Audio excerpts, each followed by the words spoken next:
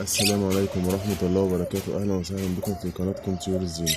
النهاردة يا جماعة جاي لكم فايدة جديدة لطيور الزينة، هنتكلم فيها عن فوائد الخيار لطيور الزينة.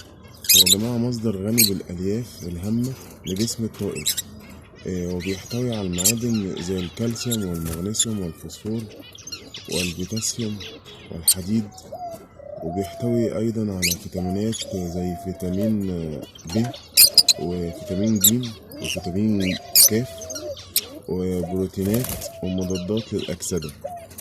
وبيعالج يا جماعة الطائر، بيعالج معدة الطائر يا جماعة، لأنه بيسهل عملية الهضم لاحتوائه على الألياف الكثيرة، وبيسهل عملية الإخراج لأنه يعمل على تعديل حموضة المعدة.